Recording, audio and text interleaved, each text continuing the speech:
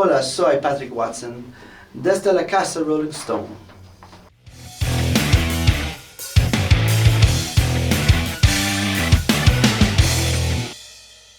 I guess I started music when I was about 5 or 6. And my first memories playing music, I was hired to sing at funerals at that little church.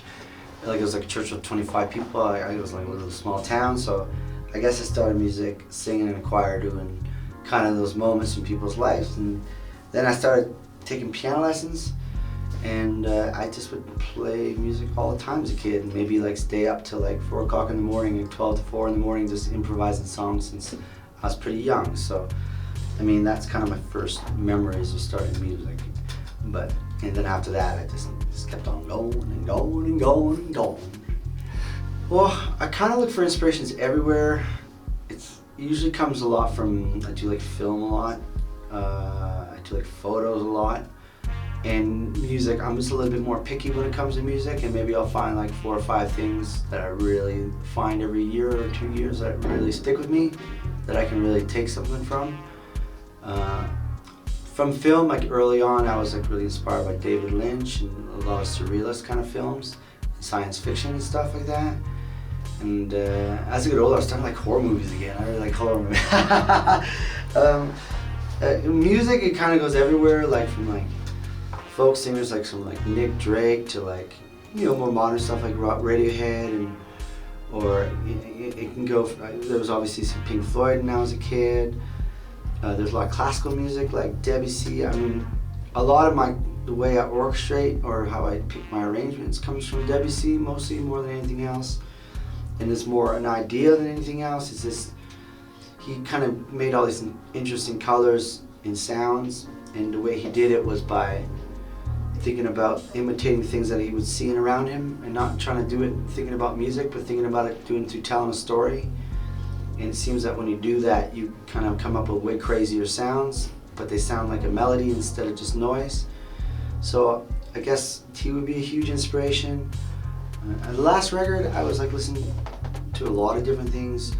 I wanted singers who like put everything on the table, so it went anywhere from like old school like John Lennon to Frank Ocean to Leonard Cohen kind of people who just kind of laid it down, not so thick in poetry. I mean, even though Leonard's very poetic, but it's very much everything's on the table kind of feeling. So I thought that was really interesting. So the last record, I was really inspired by that. Music's a strange kind of magical spell to it. You know, it can do magical things that you can't really even discuss in a sentence that will make any sense. But sometimes you'll do concerts that there's this feeling in the air that's, you walked on, you didn't know it was going to happen, and then you walked on, there's this real magical tension in the air. It's totally wild, you know. So I think it's kind of a strange thing, you know. So it's hard to say what's healing or this or that. Music's kind of like a bit of a ghost. You know? So this is an album. I called it Wave because a lot of crazy things were changing around me, and I felt like I was went swimming in the ocean, and I got stuck in like a riptide kind of crazy ass wave. And if you've ever been in the ocean, you realize that like if you get stuck in a really big wave and you try to swim in it, you're dead. And the only thing you can do is kind of surrender in it. And when it starts pushing you around, it's kind of fun and kind of weird and nice. And there's actually a peaceful moment in that. That's really nice. And then when it's finished with you, then you swim. And I feel like this whole record takes place at that moment.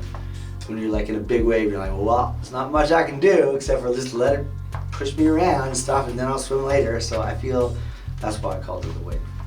The cover was made by an artist who made our first album artwork. We used to work a lot with her. And I just wanted people to know that when I said wave, it wasn't a water wave. It's not really about that. It was more, you know what I mean? I didn't want people to think it was a landscape record, because it's not. I didn't go sit by the ocean and write songs about waves. So I wanted it to have that personal touch. So we wanted to have like a face for it instead of a landscape. Well, Dream for Dreamin', I wanted to have a bit of a sense of humor, because I got home and my home was all different and didn't feel like my home anymore. And there's this kind of out of body or out of life experience. You're like, oh, I didn't think my life would look like this kind of feeling. So I thought it'd be really funny if it was puppets to give that kind of impression, and also to make it a little bit funny and not take itself too seriously. and just how like bizarre life can get sometimes when it switches all the cards and that kind of strange feeling about it. So that's kind of why we picked the puppets to do it, because we thought it would do that kind of in that way. Improvisations are pretty, I mean, that's how I kind of grew up more in music. Like when I play piano at night, I just improvise. I like improvising a lot anyways. I also I find when it works, it like pulls words out of your mouth. You don't even do anything after a while, and this is like all these things start coming out, and it's a pretty magical feeling. So I definitely really enjoy that kind of idea, but it's difficult to talk about because, I mean, you learn your piano and you practice, and you know you can sing, and then when the thing happens, it goes on autopilot, and you sit back and watch in a weird way, and that's what's kind of fun about improv. So it's a strange thing. It's hard to, once again, it's like talking about ghosts. It's like it's impossible to really kind of talk about, but it doesn't always work, but when it works, it's totally wild. I've done a lot of improvs that are probably way better than any songs I've ever written, most likely. I think my 3 favorite moments would be the first one being when we played our first big show at home for like a lot of people. And I remember doing the first song and people cheering, and never have heard that kind of cheer before. And I looked over at Mishka, and we were both kind of pretty sentimental about that moment. It was really touching, and I remember that moment really well. The first time we played with an orchestra in Amsterdam, and we sat down, and I was like beside like 30 strings, and behind my voice was like totally amazing. I mean, that was more my dream than anything. And I think the other highlight was touring with James Brown. I mean, I bring it up a lot, but he was kind of taught me so much in that tour that it's hard for me not to count that as a highlight. Well, I feel like once you're on tour, it's like you never get off stage in a weird way. Like you kind of become a bit more numb than normal, and your brain becomes cloudy.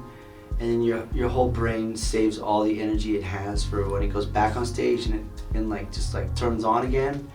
And then when you're off stage on tour, but if you're doing like a one-off show and you haven't played in a while, so I'll do certain type of music. I'll listen to sometimes Paul Simon, because he's a very generous singer, so it puts me in a generous mood. So when I go on stage, I feel like sharing with people. And I'll listen to Only Living Boy in New York, and I don't know, it just gets me in a mood where I feel open and I can like talk to people.